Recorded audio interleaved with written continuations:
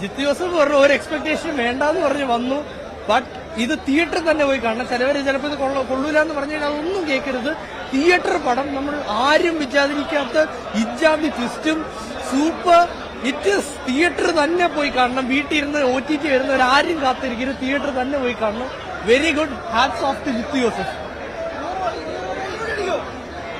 ഇങ്ങനെ പോയാൽ 100 അല്ല, അതിന്റെ അപ്പുറത്ത് പോവും ഉറപ്പാ.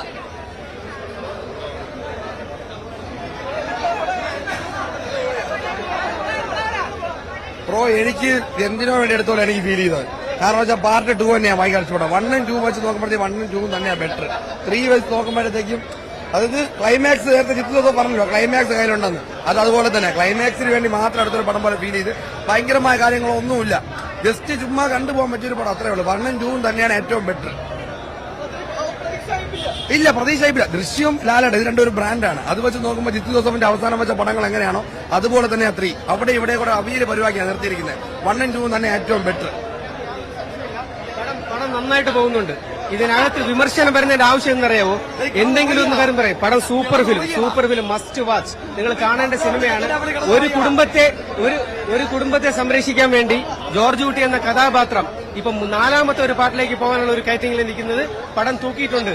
കാരണം വളരെ സൈലന്റ് മോഡലാണ് പോകുന്നുണ്ടെങ്കിലും ദൃശ്യത്തിന്റെ എല്ലാ ചേരുവകളും ഇതിനകത്ത് വന്നിട്ടുണ്ട്. പടം തൂക്കിയിട്ടുണ്ട്. കിടിലൻ സിനിമ മസ്റ്റ് വാച്ച്. നമ്മൾ ഫാമിലിയായിട്ട് ഉറപ്പായിട്ടൊന്ന് കാണുന്ന സിനിമ ഒന്നല്ല.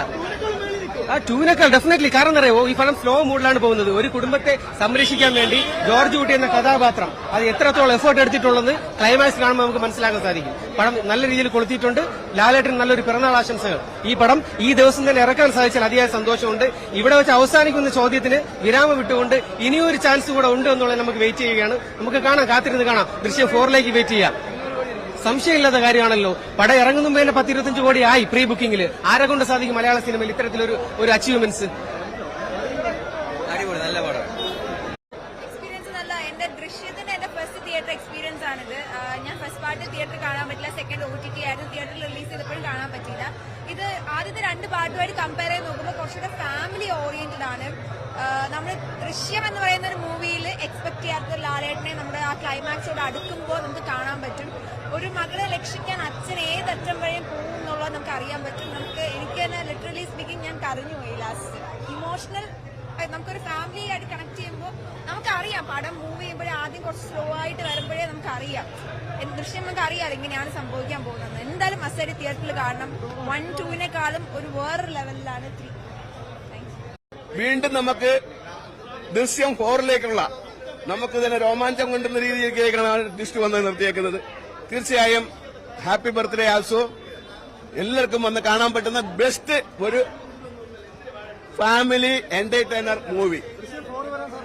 100%. അതാണല്ലോ ടൈലന്റ് കൊണ്ട് നിർത്തിയിരിക്കുന്നത്. ദൃശ്യം 4ലേക്ക് വരാനുള്ള എല്ലാ സാങ്കേതിക വിദ്യകളും ഉണ്ട്. ജിത്തു ജോസഫിനും ആന്റണി പെരുമാളും എക്സ്പെഷ്യലി ലാലേട്ടനും 100% വന്ന് കാണാം.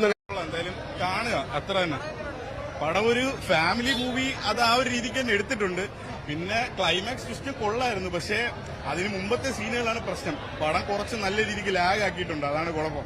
പിന്നെ ഒരു എബോ ആവറേജ് ഫീൽ ഉണ്ട്. എല്ലാവർക്കും ഫാമിലിയൊക്കെ ഒന്ന് കണ്ടാൽ എന്തായാലും ഇഷ്ടപ്പെടും. അല്ല, എനിക്കിപ്പോഴും എന്റെ ഫേവറേറ്റ് ദൃശ്യം 1 തന്നെയാണ്. അതിന്റെ താഴെ 2 വരും, അതിന്റെ താഴെ 3 വരുള്ളൂ. സംഭവം ഈ ഒരു ട്വിസ്റ്റിലോട്ട് കൊണ്ട് എത്തിക്കാൻ വേണ്ടി പണം നല്ല രീതിക്ക് സ്ട്രെച്ച് ചെയ്തിട്ടുണ്ട്. അതാ പ്രശ്നം.